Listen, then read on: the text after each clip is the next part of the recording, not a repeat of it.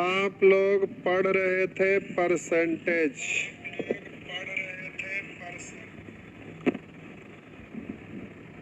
और बोलिए परसेंटेज और पढ़ना है कि खत्म समझ ले? जल्दी से कमेंट में लिखिए। खत्म मान लीजिए तो ज्यादा अच्छा है, बड़ी दिन आप लगाए हैं।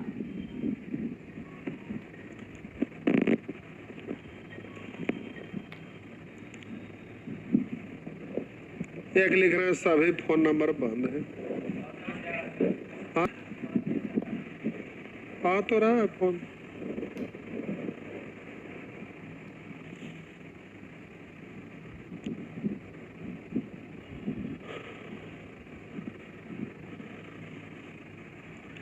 चलिए अब नहीं लोग लिख रहे हैं, ठीक है।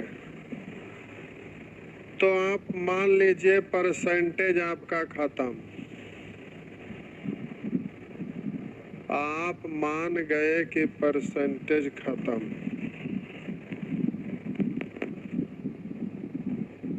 तो चलिए आइए प्रॉफिट एंड लॉस।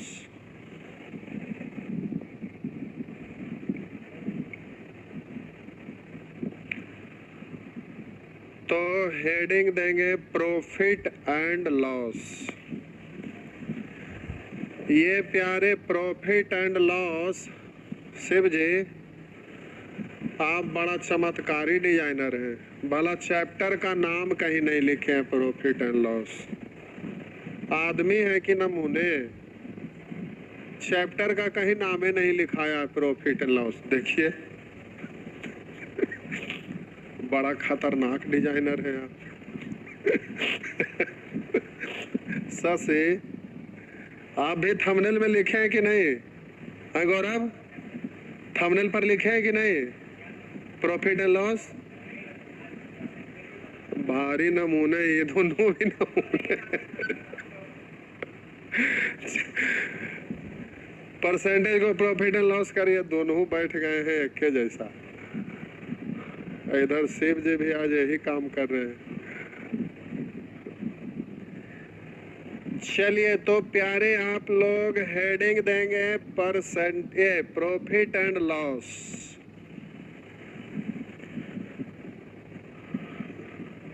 होमवर्क वाला में जरूर लिख दीजिएगा शिव जी। तो चलिए भाई आज आपको सिखाते हैं परसेंटेज आप सीखे हुए थे।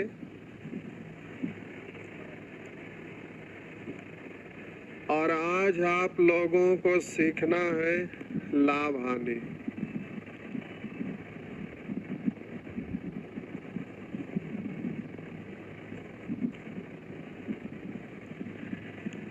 ये है आपका प्रतिशत।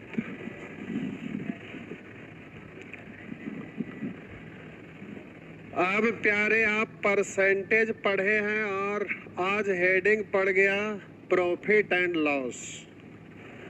हम आपको पहले तो ये बता दें कि दोनों में कोई अंतर नहीं होता है। पूछिए कैसे भाई?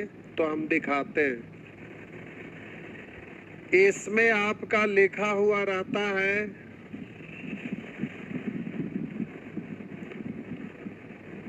मूल्यमान।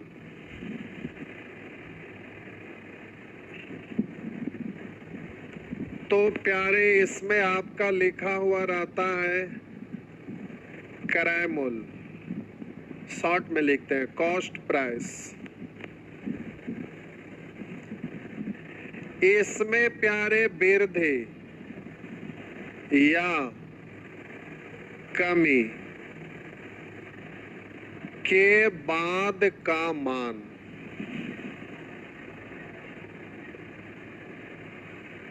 तो प्यारे इधर आपका लिखा हुआ रहता है विक्रय मूल्य, सेलिंग प्राइस। इधर लिखा हुआ रहता है प्यारे वृद्धि। तो इसमें आपका लिखा हुआ रहता है लाभ। इसमें प्यारे आपका लिखा हुआ रहता है कमी, तो इसमें लिखा हुआ रहता हानि, इसमें लिखा हुआ रहता है प्रतिशत वृद्धि, तो इसमें आपका लिखा हुआ रहता है प्रतिशत लाभ, इसमें लिखा हुआ रहता है प्रतिशत कमी, तो इसमें आपका लिखा हुआ रहता है प्रतिशत हानि। लाभ मतलब प्रॉफिट, हानि मतलब लॉस। इसमें आपका अब दोनों को आप देखकर समझ रहे होंगे कि दोनों में कोई अंतर नहीं है। जो चीज आपका प्रतिशत में है वही चीज लाभ हानि में है। इसका मतलब तो आपको समझ में आ गया कि जो परसेंटेज पढ़े हैं वही तो लाभ हानि है, केवल यहाँ पर शब्द आपका चेंज हो गया। मेरा मतलब कंसेप्ट में कोई चेंजिंग नहीं, कोई अंतर नहीं। और जब आप परसेंटेज पढ़ रहे होंगे तो आप ये महसूस किए होंगे कि रेशियो में जो चीज पढ़े थे वही सारा चीज इधर अप्लाई हुआ, जो आप एवरेज में पढ़े थे वही आपका परसेंटेज में भी अप्लाई हुआ। यानी परसेंटेज जब आप पढ़ रहे थे या एज प्रॉब्लम पढ़ रहे थे या पार्टनरशिप पढ़ रहे थे या जो भी आप पढ़ रहे थे, तो आप केवल और केवल इतना ही देखें कि जो रेशियो में पढ़े थे वही सारा चीज आपका यूज हुआ और एवरेज में जो पढ़े थे वही चीज यूज हुआ। यानी पूरे कॉमर्शियल मैथ में जो आप रेशियो और एवरेज में पढ़ते हैं, रेशियो एवरेज हम इसलिए बोल रहे हैं क्योंकि रेशियो में एक मेथड है केवल तुलना करने पर आधारित।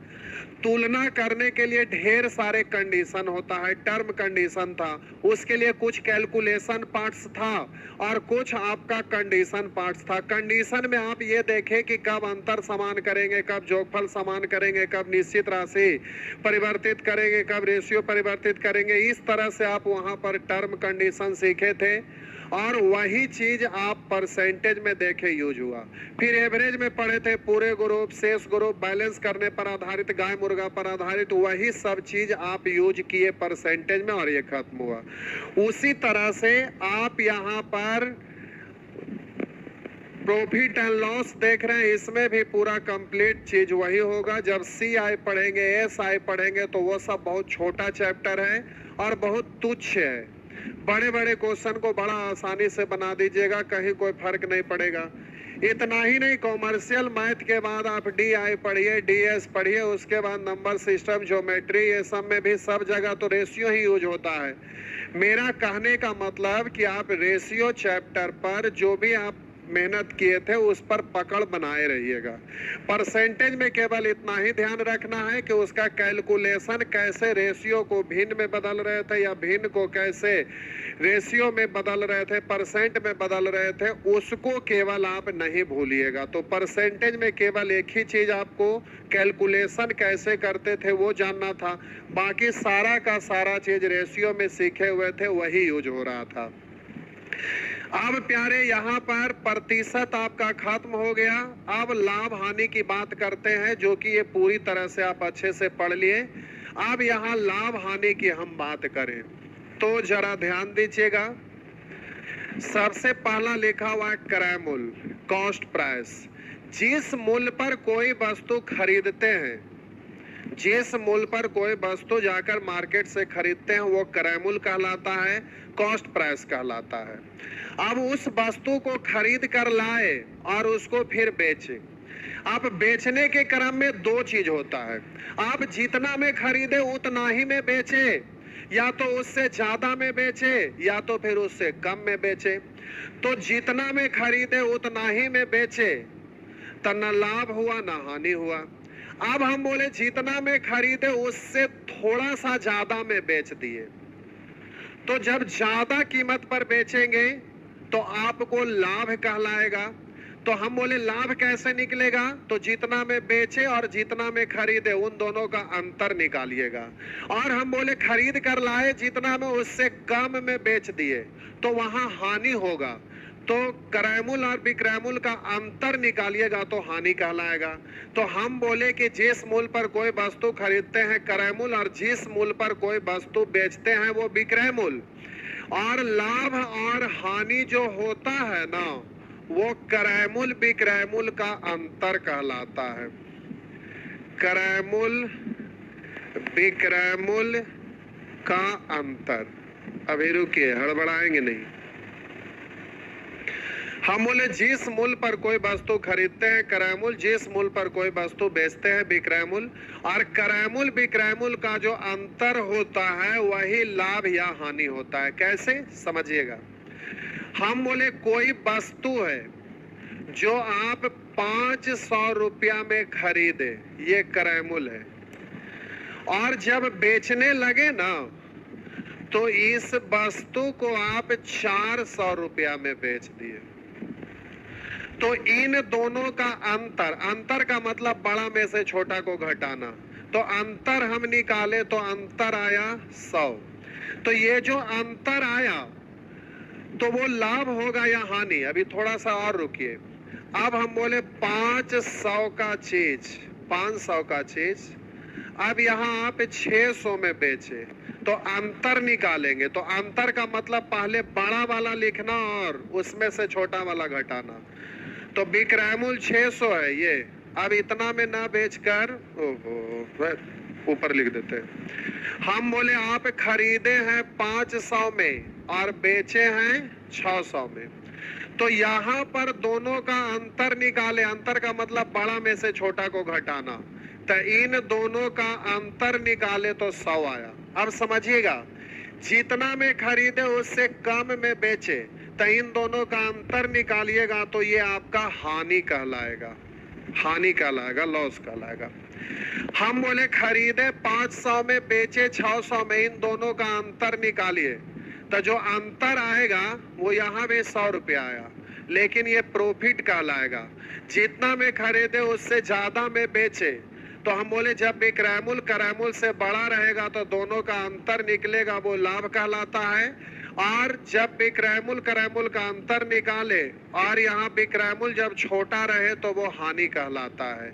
मेरा मतलब सीधा इतना ही है कि आपको लाभ निकालने के लिए कहे चाहे हानि निकालने के लिए कहे, सीधा क्रयमूल विक्रयमूल का अंतर निकाल दीजिएगा, वही लाभ हानि होगा। अगर क्रयमूल से विक्रयमूल छोटा रहेगा तो उस स्थिति में हानि होगा, और क्रयमूल से जब विक्रयमूल ज्यादा रहेगा तो दोनों का अंतर निकालेंगे, उस स्थिति में वो लाभ कहलाएगा। और प्रतिशत लाभ और प्रतिशत हानि के लिए हम बोले क्रयमूल को रखेंगे नीचे और क्रयमूल विक्रयमूल का अंतर को ऊपर, क्रयमूल और विक्रयमूल का अंतर को ऊपर, क्रयमूल विक्रयमूल के अंतर को ऊपर प्रतिशत में बदलना है तो 100 से। फिर से हम बोले जब भी आपको प्रतिशत लाभ या प्रतिशत हानि निकालना रहेगा तो कितना परसेंट लाभ या कितना परसेंट हानि, तो किसका कितना परसेंट लाभ, किसका कितना परसेंट हानि, तो क्रयमूल का। तो क्रयमूल से कंपेयर होता है, क्रयमूल में का या से लगता है, इसलिए क्रयमूल को नीचे। और हम बोले क्रयमूल विक्रयमूल का जो अंतर होता है वही तो लाभ या हानि होता है, तो क्रयमूल विक्रयमूल के अंतर को ऊपर। अगर क्रयमूल से विक्रयमूल छोटा होगा तो अंतर हानि कहलाएगा, तो ये हानि का प्रतिशत निकल जाएगा। और क्रयमूल से विक्रयमूल ज्यादा रहेगा तो अंतर जो निकालिएगा वो लाभ कहलाएगा, तो ये लाभ का प्रतिशत निकल जाएगा। यानी क्रयमूल विक्रयमूल का जो अंतर होता है वही लाभ या हानि तो होता है, तो क्रयमूल को नीचे लाभ और हानि को ऊपर प्रतिशत में बदलना है तो 100 से। अगर प्रतिशत लाभ निकालना है तो क्रयमूल को नीचे लाभ को ऊपर प्रतिशत में बदलना है 100 से। अगर हानि प्रतिशत निकालना है तो क्रयमूल को नीचे हानि को ऊपर और प्रतिशत में बदलना है 100 से। लेकिन अब इतना नहीं बोलेंगे, सीधे दोनों का अंतर निकालते हैं वही लाभ या हानि होता है। विक्रयमूल छोटा है तो हानि का प्रतिशत निकलेगा। विक्रयमूल अगर क्रयमूल से बड़ा है तो लाभ का प्रतिशत निकल जाएगा। अब ये तो बात हुआ कि ठीक है, रेशियो में सेक्शन सी में सीखे थे प्रतिशत में बदलने के लिए और परसेंटेज में भी, तो प्यारे ये तो ठीक है। अब हम बात करते हैं क्रय मूल्य और विक्रय मूल्य। तो जरा ध्यान दीजिएगा, कहीं पर आपका लिखा हुआ रहेगा x% लाभ, या कहीं पर लिखा हुआ रहेगा x% हानि। तो x% लाभ का मतलब ही होता है प्यारे कि क्रय मूल्य का x% लाभ, एक क्रय मूल्य का x% लाभ। थोड़ा रुकेंगे, हम बोले आप किताब के दुकान पर गए, दुकानदार से पूछ दिए कितना प्रतिशत छूट, बोला 25%। तो आप दुकानदार से ये नहीं पूछते हैं कि किसका 25% छूट दीजिएगा। क्यों? क्योंकि आपको पता है कि जो उस पर लिखा हुआ कीमत है, जो मार्क प्राइस है, जो अंकित किया हुआ है, जो सूची मूल्य है, उसी पर 25% छूट देगा। उसी तरह से यहाँ पर x% लाभ लिखा हुआ है या यहाँ पर x% हानि लिखा हुआ है, तो x% लाभ, तो किस पर x% लाभ? तो क्रय मूल्य पर, जिस मूल्य पर कोई वस्तु खरीदते हैं उस पर लाभ या हानि होगा। तो x% लाभ का मतलब ही होता है क्रय मूल्य का x% लाभ, x% हानि का मतलब ही होता है कि क्रय मूल्य का x% हानि, क्रय मूल्य का x% हानि। तो आप प्यारे जल्दी से अब बच्चे की तरह ये नहीं बोलिएगा प्रतिशत हटाए बट्टा 100। अब ये जो का लगा हुआ है क्रय मूल्य के साथ कि लाभ के साथ, तो बोलेंगे क्रय मूल्य के साथ, कॉस्ट प्राइस के साथ। तो बोलेंगे क्रय मूल्य होगा 100, तो लाभ होगा, कहिएगा x, तो विक्रय मूल्य होगा, आप बोलेंगे विक्रय मूल्य होगा, तो क्रय मूल्य 100, लाभ x, तब विक्रय मूल्य 100 प्लस x। अब ये बच्चे की तरह ऐसे कहाँ से करते नहीं रहेंगे, वो शुरू सिखाने के लिए बोलते थे, वो अच्छी बात था। अब परसेंटेज सीख गए तो आपको बोले थे कि जिस राशि के साथ का अथवा से लगा रहे उसे सीधा 100 मानेंगे, फिर माने गए 100 के अनुसार दिए गए राशियों के मध्य सीधा अनुपात प्रकट कर दीजिएगा। तो सीधा x% लाभ, तो किसका x% लाभ? क्रय मूल्य का। तो सीधा क्रय मूल्य हो जाएगा 100, तो लाभ हो जाएगा x, तब विक्रय मूल्य हो जाएगा। तो लाभ की स्थिति है तो विक्रय मूल्य क्रय मूल्य से ज्यादा होगा, तो सीधा जोड़ दीजिएगा, तो 100 प्लस x, यानी 100 प्लस x विक्रय मूल्य कहलाएगा। फिर से x% लाभ का मतलब क्रय मूल्य है 100, तो लाभ है x, तब विक्रय मूल्य हो जाएगा 100 प्लस x। 5% लाभ का मतलब क्रय मूल्य है 100, तो लाभ है 5, तब विक्रय मूल्य हो जाएगा 105।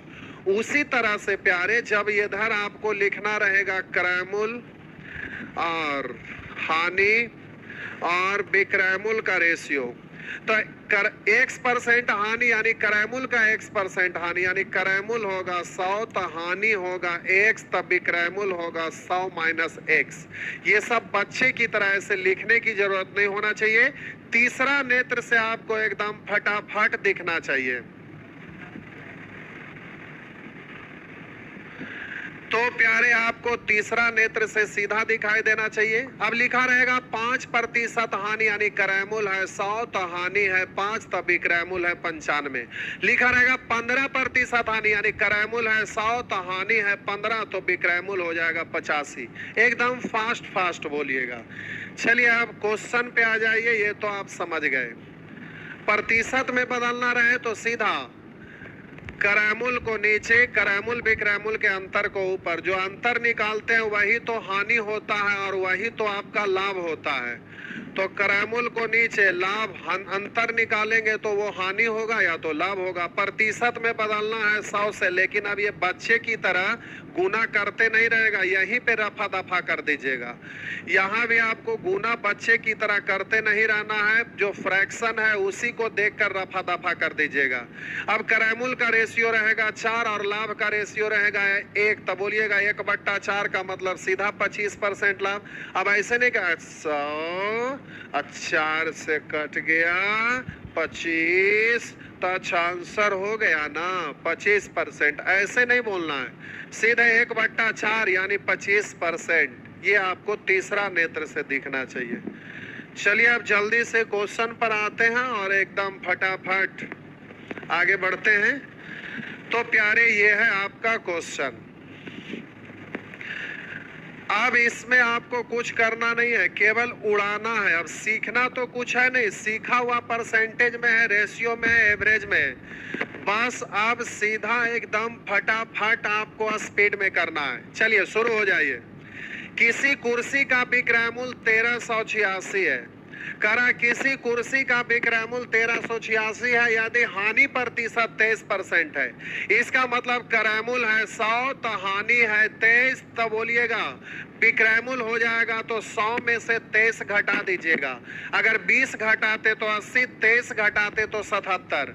अब सीधा यहाँ पर विक्रय मूल्य का तुलना विक्रय मूल्य से निकालना है, क्रय मूल्य तो जल्दी से 100 से गुना कर दीजिएगा। हानि निकालना होता तो 23 से गुना कर देते। चलिए काम खत्म। नेक्स्ट लिखा है एक वस्तु 6800 रुपया में बेचने पर, लिखा है एक वस्तु 6800 रुपया में बेचने पर 75% की हानि होती है।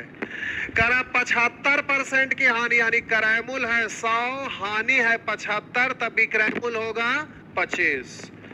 अब निकालना है, जिसको गुना करिएगा तो कह रहा है इस वस्तु की लागत कीमत यानी क्रय मूल्य यानी कॉस्ट प्राइस। तो अब जल्दी से जल्दी से काट दीजिए। 25 4 तो हो जाएगा 0 0 4 8 32 के 2 हासिल 3 4 6 24 24 और 3 27, तो 27,200।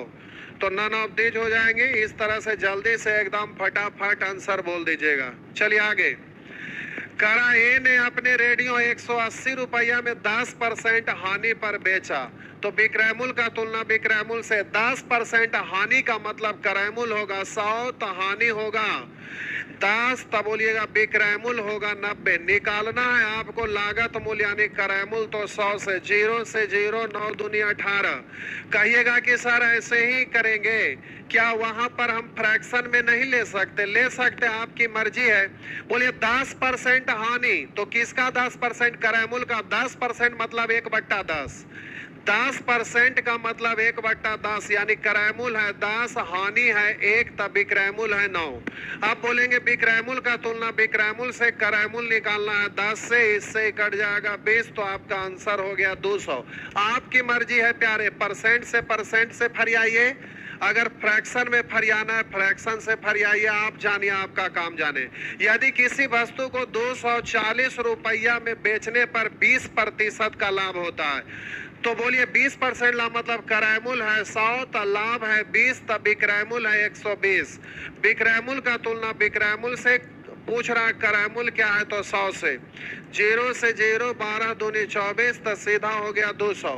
आप मान भी सकते थे 20% का मतलब 1/5 यानी क्रय मूल्य है 5 तो लाभ है 1, तो विक्रय मूल्य हो जाएगा 6।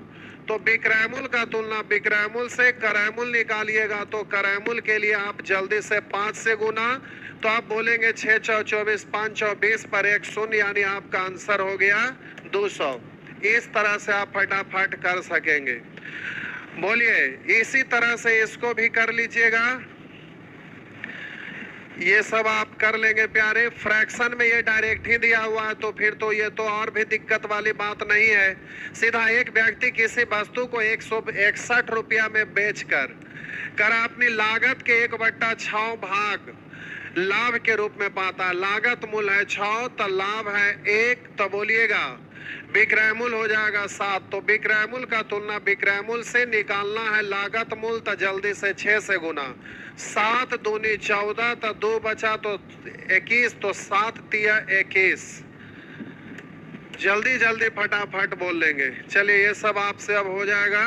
चलिए यहाँ देखिए, अधिक और कम आ गया तो भी दिक्कत नहीं है। करा एक इलेक्ट्रॉनिक स्टोर का मालिक उसके ग्राहक से लागत कीमत से 11% अधिक लेता है, यानी जितना में खरीदता है ना वो जब बेचता है तो ग्राहक से 11% अधिक वसूल लेता है। तो 11% अधिक वसूलता है, यानी वो विक्रय मूल्य के रूप में 11% ज्यादा ले लेता है। कह रहा है एक इलेक्ट्रॉनिक स्टोर का मालिक उसके ग्राहक से लागत कीमत से 11% अधिक लेता है, यानी लागत कीमत है 100 तो अधिक लेता है 11, तो वो वसूला कितना? तो 100 का चीज 11 अधिक यानी 111 वसूला। और इधर कह रहा है कि एक ग्राहक ने एक एलईडी टीवी के लिए इतना रुपया अदा किया यानी पे किया। उधर बोलिए 100 का चीज 11 अधिक यानी 111 वसूला। निकालना उसको गुना करिएगा। तो अब जरा यहाँ पर समझना है, तो उस टीवी का मूल्य कीमत क्या थी? अच्छा ये तो सिंपल ही है, टीवी का मूल्य कीमत क्या थी? तो जल्दी से आप 100 से गुना कर लेंगे। नेक्स्ट, उसी तरह से आगे भी कर लीजिएगा। कह रहा एक व्यक्ति 1400 रुपया में एक साइकिल खरीदते हुए उसको 15% के नुकसान पर बेच देता है। कह रहा एक व्यक्ति 1400 रुपया में एक साइकिल खरीदते हुए उसको 15% के नुकसान पर बेच देता है। तो कह रहा साइकिल का विक्रय मूल्य क्या है? तो 1400 रुपया में एक साइकिल खरीदता है, तो खरीद मूल्य का तुलना खरीद मूल्य से यानी 100 से 15% नुकसान पर बेच देता है। तो 15% नुकसान पर यानी जल्दी से 85 से गुना कर दीजिएगा। तो अब ये सब आपसे बन जाएगा, फटाफट बना दीजिएगा। 6.25%, 6.25% का मतलब होता है प्यारे, 6.25% का मतलब आपको पता है कि 6.25% का मतलब 1/24, ये 1/16। तो अब जल्दी से 1/16, तो 6.25% का मतलब 1/16, क्रय मूल्य है 16। तो अब बोलिएगा लाभ है 1, तो विक्रय मूल्य हो जाएगा 17। तो अब जो दिया हुआ उसका तुलना उससे निकालना, उसको गुना। तो एक वस्तु की लागत कीमत 480 है और यहाँ 6.25% का मतलब 1/16 यानी क्रय मूल्य है 16, तो लाभ है 1, तो विक्रय मूल्य हो जाएगा 17। तो अब जल्दी से बोलेंगे 16 48, तो 17 51, तो आपका आंसर हो गया 510। इस तरह से आप जल्दी जल्दी बोल लीजिएगा। फ्रैक्शन के रूप में ये भी आया हुआ 12.5% का मतलब 1/8, उससे आपको डरना नहीं है। चलिए थोड़ा सा आगे बढ़ते हैं। इस तरह से प्यारे आप जल्दी जल्दी कर दीजिएगा, कोई दिक्कत नहीं है। आइए टाइप 2। टाइप 2 में वही चीज है क्योंकि ये सेक्शन ए है, तो सेक्शन ए में डायरेक्ट तुलना करने से रिलेटेड है। अब यहाँ पर जरा ध्यान देते हुए धीरे धीरे आगे बढ़ते रहेंगे।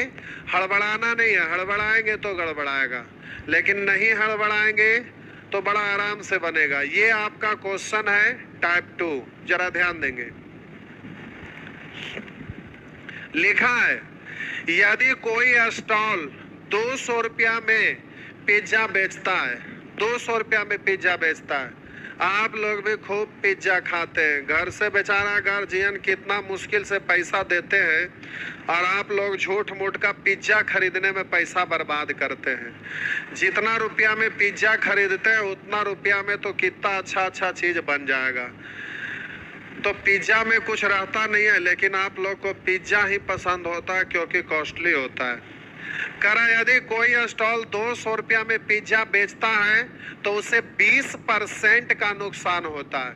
अगर वह 10% लाभ अर्जित करना चाहता है तो उसे किस मूल्य में बेचना चाहिए? तो एक तो हुआ कि आराम से बच्चे की तरह बनाना, एक है उड़ाना। तो दोनों में अंतर है, पहले दोनों चीज को हम समझाते हैं, समझिएगा। यदि कोई स्टॉल 200 रुपया में पिज्जा बेचता है तो ये आपका विक्रय मूल्य है। तो कह रहा है उसे 20% का नुकसान होता है, यानी क्रय मूल्य है 100। तब बोलिएगा 20% नुकसान का मतलब विक्रय मूल्य आपका हो जाएगा 80। क्रय मूल्य है 100, विक्रय मूल्य 80। अगर वो 10% लाभ अर्जित करना चाहता तो बोलिएगा नया वाला विक्रय मूल्य आपका न्यू विक्रय मूल्य। तो ध्यान दीजिएगा 10% लाभ अर्जित करना चाहेगा तो नया विक्रय मूल्य 110। अब कह रहा उसे किस मूल्य में बेचना चाहिए। 10% लाभ अर्जित करना चाहता है तो किस मूल्य पर बेचना चाहिए। तब बोलिए 200 रुपया में बेचा कब, जब 20 हानि हुआ तब, यानी 80। आपको निकालना है किस मूल्य पर बेचना चाहिए तो 10% लाभ हो, यानी 110 से गुना। अब बच्चे की तरह ऐसे रेशियो लिखते नहीं रहिएगा। अब ऐसे रेशियो लिखेंगे तो आपको यहाँ पर समय लगेगा। तो अब सीधा 25 दाएं 250, एक बार और 25 यानी 275। आप रेशियो लिखने के चक्कर में नहीं रहेंगे, डायरेक्ट देखिए कैसे बोलिएगा। एकदम सिंपल है, जैसे कर रहे थे वही करेंगे। करा यदि कोई स्टॉल 200 रुपया में पिज्जा बेचता है तो 20% का नुकसान होता है। क्रय मूल्य है 100 तो हानि हुआ 20, तभी क्रय मूल्य होगा 80। क्रय मूल्य पूछेगा 100 से, अगर हानि पूछेगा 20 से, लेकिन ना क्रय मूल्य पूछ रहा ना हानि पूछ रहा, बल्कि पूछ रहा है कुछ और। अगर वो बात 10% लाभ अर्जित करना चाहे तो किस मूल्य पर बेचना चाहिए, तो 10% लाभ पर भी क्रय मूल्य तो सीधा बोलेंगे 110, यानी क्रय मूल्य 100 तो लाभ 10 तभी क्रय मूल्य 110। अब प्यारे यहाँ जल्दी से काट देंगे 25 8 200, तो आपका सीधा वही आंसर आ जाएगा। तो इस तरह से आप जल्दी से कर सकेंगे। चलिए आगे बढ़ते हैं। करा यदि कोई विक्रेता 14 रुपया 40 पैसा में नारियल बेचता है तो उसे 10% का नुकसान होता है। तो 10% नुकसान का मतलब विक्रय मूल्य 90। यदि वह 25% लाभ कमाना चाहे तो उसे किस मूल्य पर नारियल बेचने होंगे, किस मूल्य पर, तो 10% लाभ पर यानी 110। दशमलव हटाएंगे 1 शून्य, यानी इधर आपका हो जाएगा। अब बोलिए 16 9 44 से, अब यहाँ बट्टा में 10 बचा हुआ है तो सीधे 11 6 66 के 6 हासिल 6, 11 इकाई 11, 11 और 6, तो 11 और 6 17। अब एक अंक के बाद दशमलव, लगभग में आपका ऑप्शन दिया हुआ है तो 17.6 है। तो अब जल्दी से, अब यहाँ पर समस्या ये है कि यहाँ नजदीकी मामला आया हुआ है, तो नजदीकी मामला आया हुआ है तो आंसर अब 16 देना है कि 18 देना है। तो बोलिए 16 से 17 और 1 रुपया 60 पैसा ज्यादा, जबकि यहाँ पर इससे 40 पैसा कम, तो 18 आप दे दीजिएगा। एक बार फिर से करा यदि कोई विक्रेता 14 रुपया 40 पैसा में नारियल बेचता है तो 10% का नुकसान होता है। 10% का मतलब जरा ध्यान दीजिएगा, क्रय मूल्य है 100 तो हानि है 10, तब विक्रय मूल्य हो जाएगा 90। हानि है तो विक्रय मूल्य हो जाएगा आपका 90। तो जल्दी से विक्रय मूल्य का तुलना विक्रय मूल्य से क्रय मूल्य निकालिएगा 100 से, लेकिन क्रय मूल्य नहीं पूछ रहा। यदि वह 25% लाभ कमाना चाहता है तो उसे किस कीमत पर नारियल को बेचना होगा, तो 25% लाभ है। ओहो, यही लगता है गड़बड़ की लिख देते। 25% लाभ पर कमाना चाहता है 125, ओ यही गड़बड़ लगता है लिख दिए थे। कोई बात नहीं, 25 6 25 5। अब जल्दी से काटिएगा, 9 से काटेंगे 16, 4 से काटेंगे 4 तो 5 20। वो यहाँ पे उस समय मिस्टेक कुछ लिखा गया था, वही लगभग में आने लगा था। कोई बात नहीं, चलिए ये लगभग नहीं आ रहा है, पूरे आ रहा है। कभी कभी आपका एग्जाम में लगभग रहता है तो जल्दी से आप आंसर देंगे 20। यहाँ पर कुछ मिस्टेक लिखा गया था, आप देखे होंगे, ध्यान दिए होंगे। अच्छा, कमेंट में आप लोग लिखे हुए हैं, चलिए कोई बात नहीं। टेस्टिंग इसीलिए कर दिए कि लगा कि वहां लगभग में ही आ रहा है कि कुछ मिस्टेक हुआ, इसीलिए दोबारा रीमार दिए। चलिए ठीक है, आगे आइए। कह रहा एक वस्तु को 18,450 रुपया में बेचने पर एक व्यक्ति को 50% की हानि होती है। तो विक्रय मूल्य का तुलना विक्रय मूल्य से 50% हानि का मतलब क्रय मूल्य है 100, हानि 50, तब विक्रय मूल्य है 50। अब करा 50% का लाभ प्राप्त करने के लिए उस वस्तु को किस कीमत पर बेचना चाहिए, तो 50% लाभ पर विक्रय मूल्य 150। तो अब जल्दी से आप काट सकते हैं और गुना कर सकते हैं। तो चलिए 3 से गुना करिए, लास्ट में एक शून्य बैठा लीजिएगा। अब ये सब होगा। करामीत एक बांस 15% की हानि पर इतना रुपया में बेचता है। 15% लाभ पाने के लिए बांस को किस कीमत पर बेचना चाहिए? वही है, सब कर लीजिएगा। सीधा वहां पर विक्रय मूल्य है तो विक्रय मूल्य का तुलना 85 से 15% लाभ पर तो 115 से गुना। इसलिए छोड़े कि ढेर बहुत बार ये वाला पूछ तेरी के गर्दा है कि, तो ये आप ही बनाइएगा तो ज्यादा अच्छा रहेगा। अब रिपीट करता उससे मतलब नहीं है, डिजिट चेंज करके भी रहेगा तो क्या फर्क पड़ेगा? कोई फर्क नहीं पड़ेगा। यह देखिए ऑफलाइन वाले सुमन कुमार नाम तो है लड़की वाला।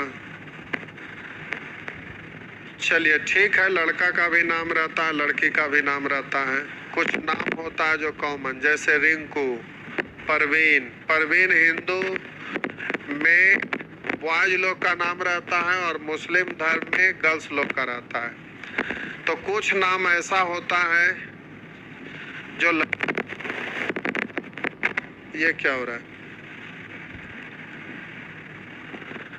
चलिए, ये सब बनाने में आपको बड़ा मजा आएगा। अब जल्दी जल्दी खत्म होगा, परसेंट में बड़ी आप लोग लपेटे हैं। चलिए इस तरह से बना लीजिएगा।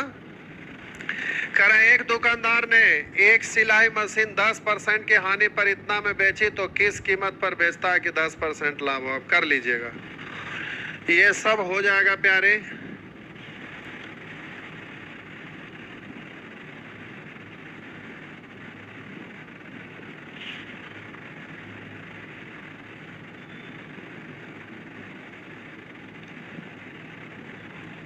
चलिए आइए यहाँ टाइप 3, तो टाइप 2 तक हो गया। चलिए आइए टाइप 3।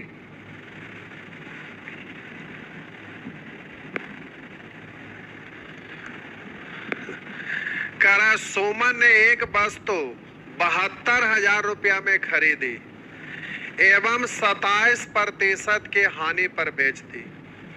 उसने इस रकम से एक दूसरी वस्तु खरीदी एवं 30% के लाभ पर बेच दी। समग्र लाभ या हानि क्या है? तो प्यारे पिछला वाला टाइप 2 जैसा ही एक क्वेश्चन देखने में लग रहा है, लेकिन हकीकत वो नहीं है। यहाँ हकीकत कुछ और है। आई 19 नंबर लिख रहे हैं छोटा कहीं के। ये सब होमवर्क बनाने के लिए ना है। जब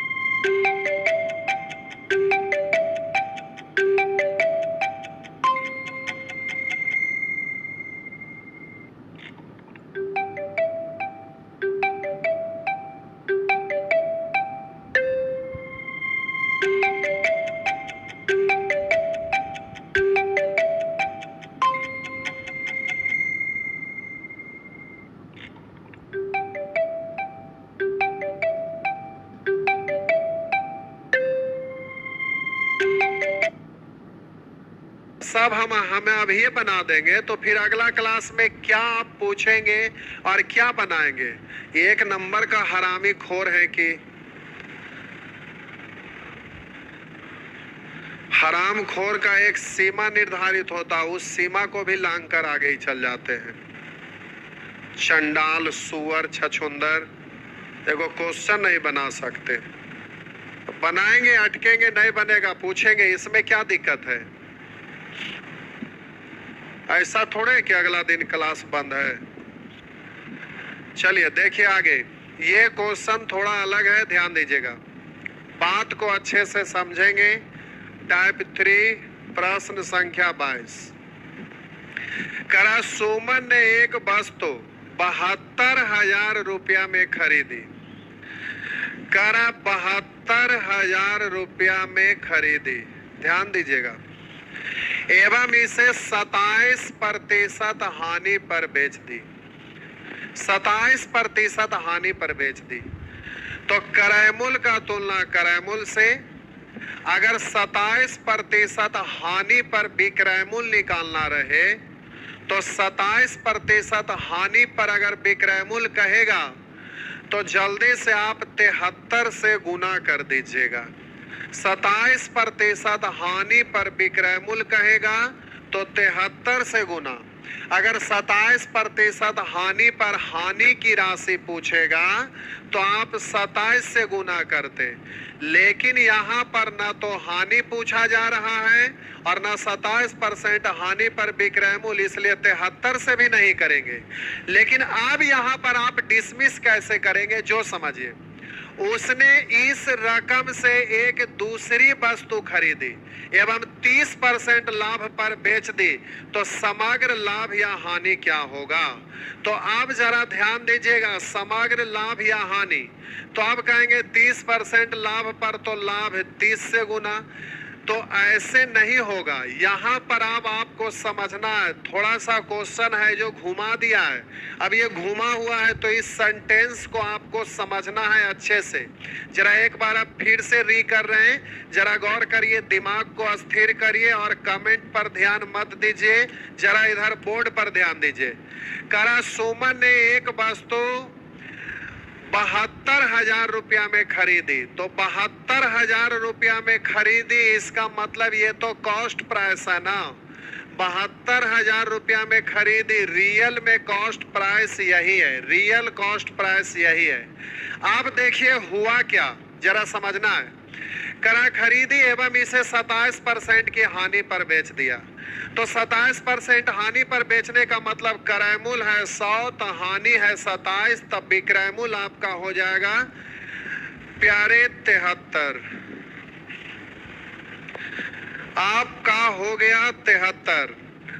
अब यहाँ पर ये आपका विक्रय मूल्य निकल गया, लेकिन अब ये जो विक्रय मूल्य है ये चमत्कारी विक्रय मूल्य। कहिएगा ऐसा क्यों बोल रहे हैं चमत्कारी?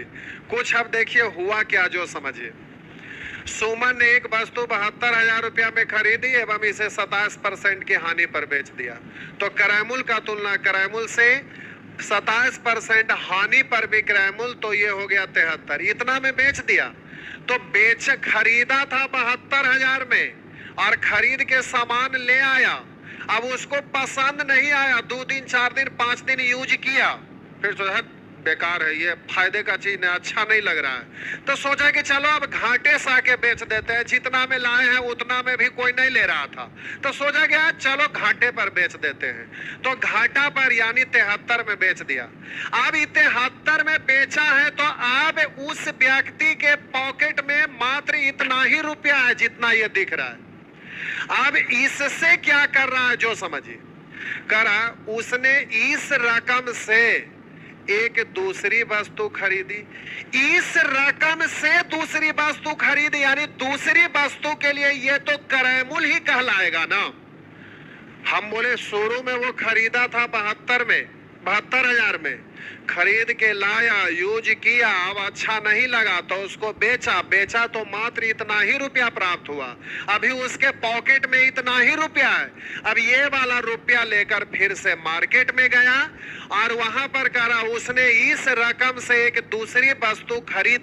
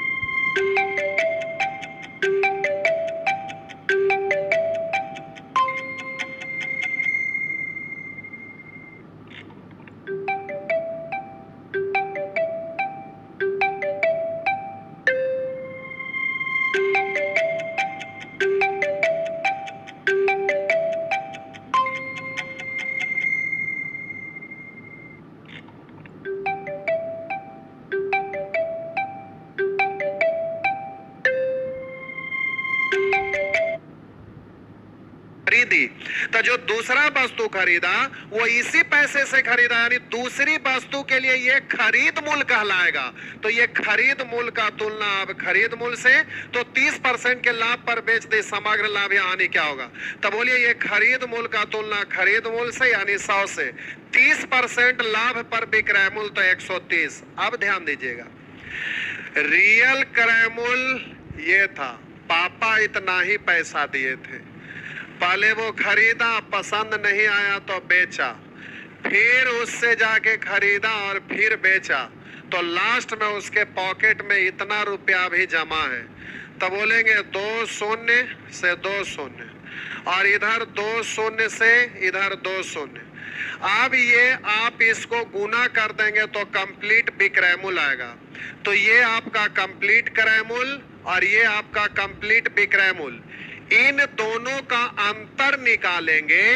तो अब इसको सॉल्व करके देखेंगे, अगर इससे ये वाला डिजिट अगर बड़ा रहेगा, इस क्रय मूल्य से ये डिजिट बड़ा रहेगा, तो हम बोलेंगे कि लाभ होगा। अगर इससे ये कम रहेगा गुना करने पर, तो हम बोलेंगे कि हानि होगा। अब इन दोनों का अंतर निकालेंगे, तो अगर ये कम रहेगा तो वो उतना ही रुपया का हानि, अगर इससे ये ज्यादा रहेगा तो उतना ही रुपये का लाभ। तो वही कह रहा समग्र लाभ या हानि क्या है, तो कह रहा इतना रुपया की हानि, इतना रुपया का लाभ। तो हम बोले इसको सॉल्व कर लीजिएगा, और इस डिजिट से ये वाला बड़ा रहेगा तो लाभ, और इससे ये जितना ज्यादा रहेगा उतना ही लाभ, अगर इससे ये कम रहेगा तो उतना ही हानि। इस तरह से सॉल्व करके आप आंसर निकाल लीजिएगा, केवल गुना करना है। गुना करने के लिए प्यारे आप लोग को हम नहीं सिखा, एक रूल होता है, पीट का रूल। अगर मार पीट का रूल अगर सीखे रहेंगे तो यहाँ गुना करने के लिए बच्चे की तरह से अलग से ऐसे, जैसे यहाँ ये लिखा था 73 72, तो अब 72 और 73 को गुना करना रहेगा। तो यहाँ हम मार पीट का एक रूल सिखाते हैं, उस रूल के द्वारा ये बड़ी जल्दी गुना हो जाता है। स्क्रीन पर ऐसे ही लिखा हुआ, ऐसे गुना करिएगा तो आप क्या करेंगे, ऊपर 72 नीचे 73, अब इसको गुना करिएगा तो फिर समय लग जाता है, जबकि वहां पर डायरेक्ट ही मारपीट का रूल से गुना हो जाता है। और रूल अभी नहीं सिखाए हैं मारपीट का, इसीलिए हम गुना नहीं किया, आप गुना करके घटा लीजिएगा। चलिए आगे बढ़ते हैं। बुक लेने के लिए, बेचारा बुक लेने के लिए आ रहे हैं यहाँ तक, ठीक है। देखिए ये भी वही क्वेश्चन है, चलिए इसको भी बनाते हैं, इसको भी बना दूं। अब आप सीख गए तो कर लीजिएगा, हालांकि बना देते हैं। रीटा ने एक वस्तु करा 6500 रुपया में खरीदी और 20% घाटा सहित बेच दी, तो खरीद मूल्य का तुलना खरीद मूल्य से 20% घाटा पर यानी 80 में बेच दी। अब आगे कह रहा है कि इस राशि से उसने दूसरी एक वस्तु खरीदी, तो ये बेचा है लेकिन इसी पैसा से खरीद रहा है, तो अब ये क्रय मूल्य कहलाएगा, और 25% लाभ सहित बेची। तो अब खरीद मूल्य का तुलना खरीद मूल्य से, 25% लाभ पर विक्रय मूल्य 125। अगर फ्रैक्शन से आप करते तो प्यारे फ्रैक्शन से भी कर सकते थे। 20% का मतलब 1/5, यानी क्रय मूल्य है 5 तो हानि है 1, तब विक्रय मूल्य होगा 4। और आप बोलेंगे कि इस पैसे से खरीद कर, और कह रहा है कि दूसरी वस्तु खरीदा और 25% लाभ सहित बेच दी, तो 25% का मतलब क्रय मूल्य होगा आपका 25% लाभ का मतलब जरा ध्यान दीजिएगा, क्रय मूल्य होगा आपका 4, लाभ होगा 1, क्रय मूल्य होगा आपका 4,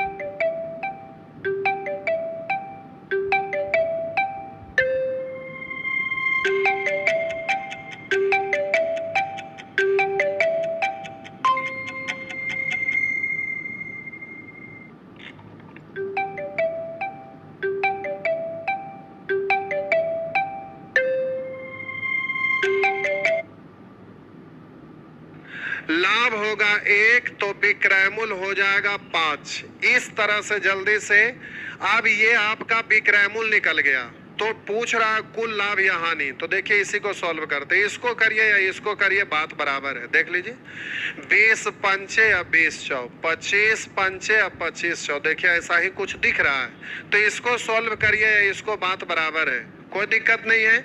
चलिए अब जल्दी से सॉल्व करिए। 5 से काटेंगे 13, 4 से काटेंगे 4।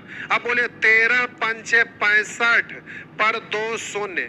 आप बोलिए लास्ट में खरीद कर बेचा तो 6500 रुपया प्राप्त हुआ, और शुरू में भी पापा दिए थे 6500 रुपया, जा बेटा खरीद लो। अब खरीदा, अच्छा नहीं लगा, फिर बेचा, फिर खरीदा, फिर बेचा, तोरी के क्या हो रहा है। तब बोलिए 6500 रुपया मिला था और लास्ट में भी पॉकेट में 6500 आ गया, तो ना लाभ हुआ ना हानि। लेकिन इसके पहले वाला में कुछ लाभ या हानि हो रहा था, क्योंकि सेम नहीं था, तो यहाँ पर ऑप्शन ये नहीं था, तो आप घटा लेंगे। चलिए अब आइए टाइप 4। टाइम बच रहा ना, एक लिख रहे हैं, रहने दीजिए। अच्छा बन जाएगा जो, ठीक है प्यारे, अच्छी बात है। अब आइए आगे, टाइम है ना कि थक गए लोग? अच्छा अभी टाइम बहुत है। चलिए आगे आइए, टाइप 4।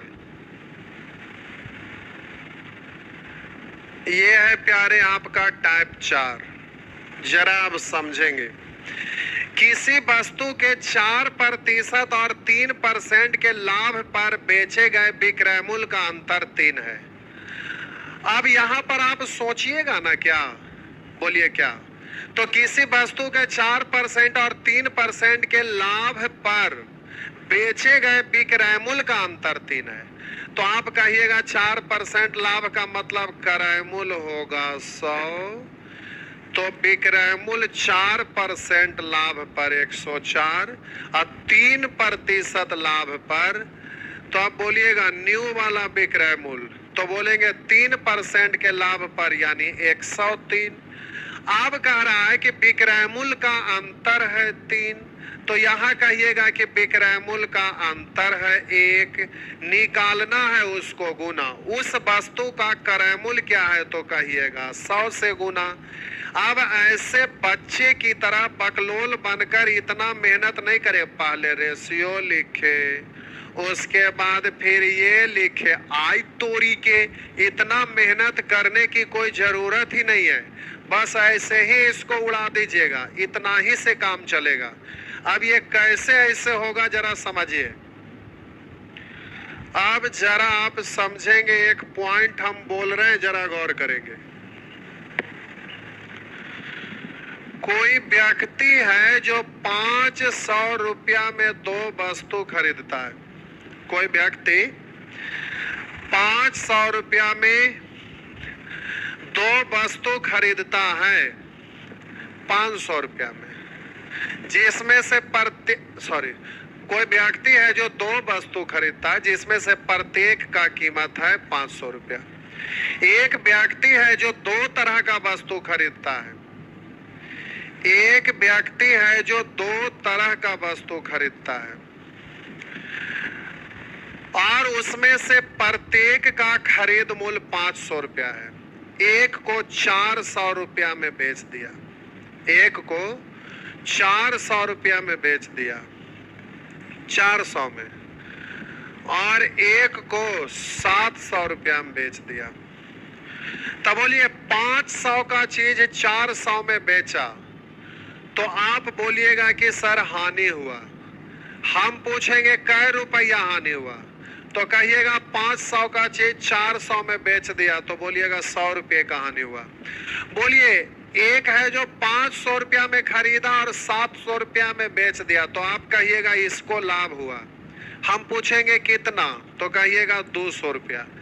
अब प्यारे हम आपसे एक बात पूछते हैं, आप ये बताइए कि कोई व्यक्ति है जो 2 वस्तु खरीदा जिसका क्रय मूल्य प्रत्येक का 500 है, लेकिन 500 का चीज 400 में बेचा तो 100 का हानि हुआ, और 500 का चीज 700 में बेचा तो 200 का लाभ हुआ। बोलिए क्रय मूल्य दोनों स्थिति में सेम है,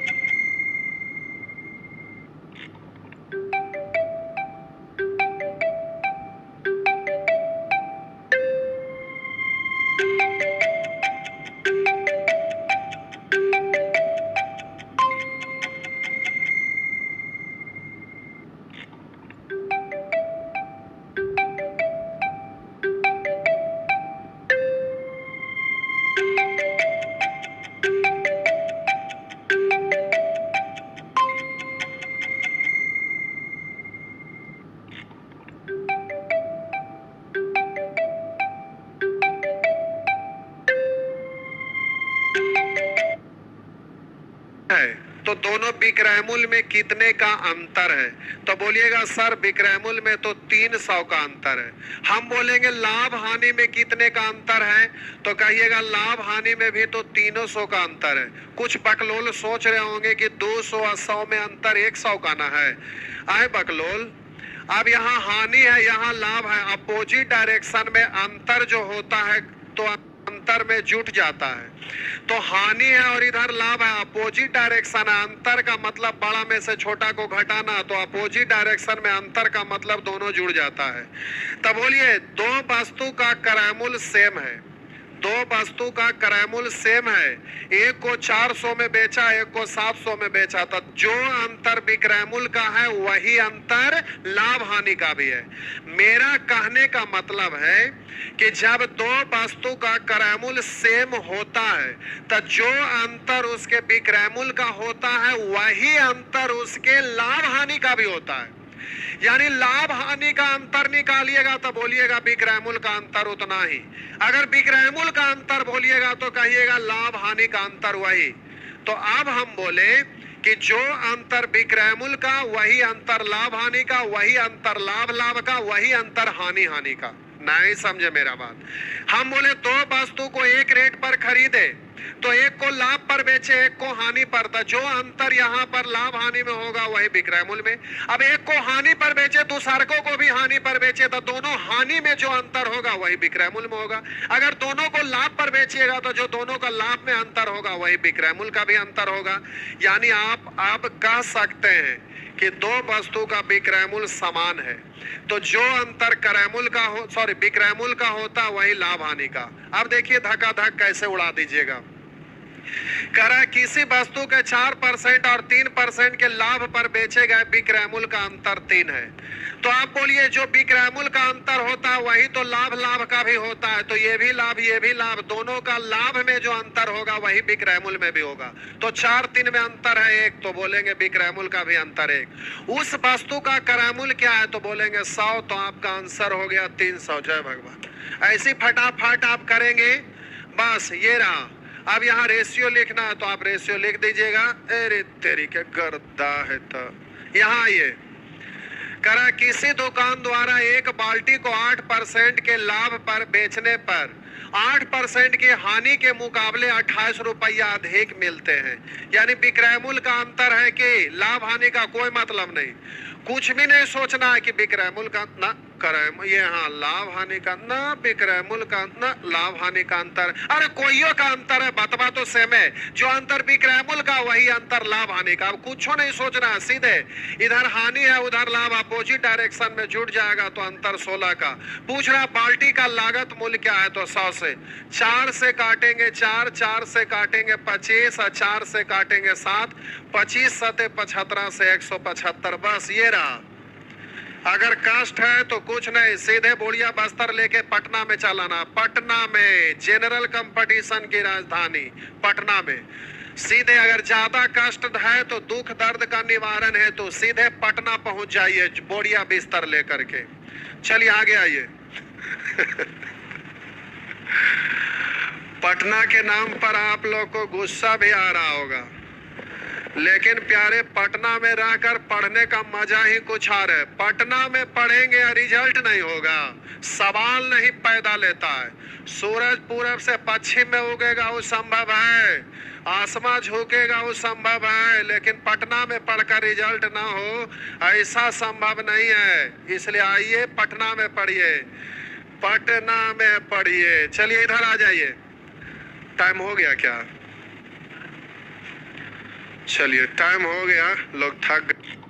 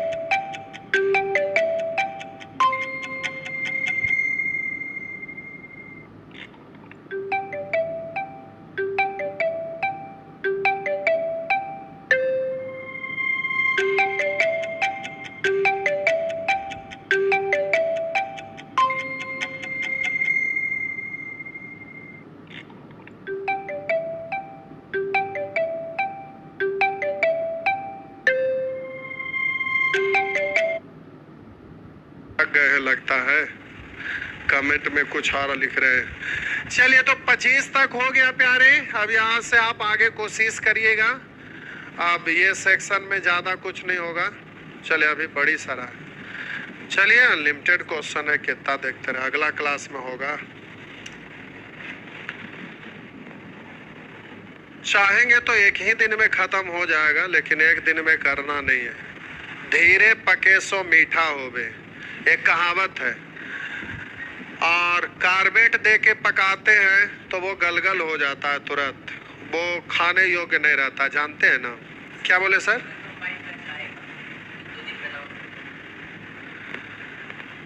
SSCGD वैकेंसी आया है,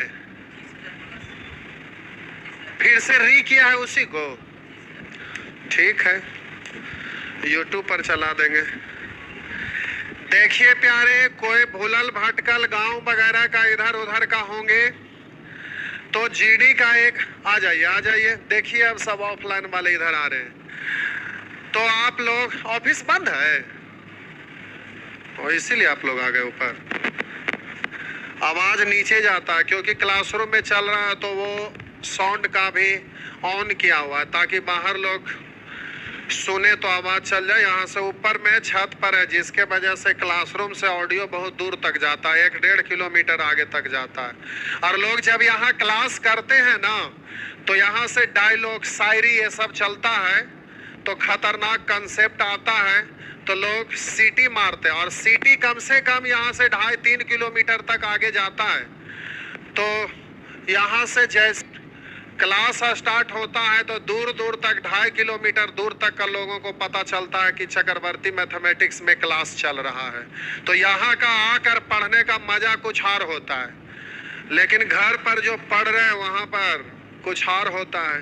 यहाँ नींद वगैरह जिनको आता है वो भी भाग जाता है। तो यहाँ हमारा एक शायरी रहता है, डायलॉग रहता है, कागो बोल कर देखते हैं। झुके पलकों को उठा के न रख दूं, झुके पलकों को उठा के न रख दूं, और सोए विद्यार्थियों को जगा के न रख दूं, तो फिर मेरा नाम चक्रवर्तिया नहीं कि हर विद्यार्थियों को सफल बना के न रख दूं। अब ये सब शायरी डायलॉग चलते रहता है क्लास में, तो यहाँ पढ़ने का अलग आनंद आता, अलग मजा आता है। लेकिन आप देखिएगा जब सामने में यहाँ पर लोग रहते हैं, तो अब एक्सप्रेशन, अब इधर से जो आपको मिला हुआ एक्शन का रिएक्शन तुरंत मिलता है, तो उसका मजा कुछ अलग रहता है। तो क्लासरूम में पढ़ने का बात कुछ अलग रहता है। लेकिन ये भी ठीक है भाई, मजबूरी, आप लोग घर पर बैठे हैं तो ठीक है, घर पे ही रहिए, कोई दिक्कत नहीं है, आप पढ़ाई कर ही रहे हैं। लेकिन वही है कि जब क्लासरूम में पढ़ते हैं तो एनर्जी लेवल, जो आपका जितना एनर्जी से अभी पढ़ रहे या हम पढ़ा रहे हैं, इतना एनर्जी लेवल हाई हो जाता है कि उसको मापने के लिए कोई यंत्र होगा तो अगर वो बॉडी में लगाएगा तो वो यंत्र भी ब्लास्ट हो जाएगा, इतना एनर्जी के साथ क्लास चलता है। लेकिन ऑनलाइन में हाँ चल रहा है, किसी तरह से डगमगाते चलता है, तो ऑनलाइन का कुछ और बात है। तो चलिए आज भर प्यारे इतना ही, होमवर्क अवश्य करिएगा, आज भर इतना ही। GD के लिए बैच आ रहा है ऑल सब्जेक्ट के लिए, पिछले बार स्टार्ट हुआ था और लोग कर भी रहे हैं और बैच चल भी रहा है, जिसमें केवल मैथ था। अब उसमें आपका रीजनिंग, इंग्लिश और मैथ, GS जो है जो सब चलेगा। और साथ ही साथ रीजनिंग का जो भी क्लास, आप में से बहुत सारे लोग हैं कि ग्रुप D का भी तैयारी एग्जाम देने के लिए लोग कर रहे थे, तो अभी पजल सेक्शन चल रहा था, जिसके वजह से रीजनिंग लोग पढ़ नहीं पा रहे थे कि इतना हाई लेवल का अभी पूछेगा नहीं।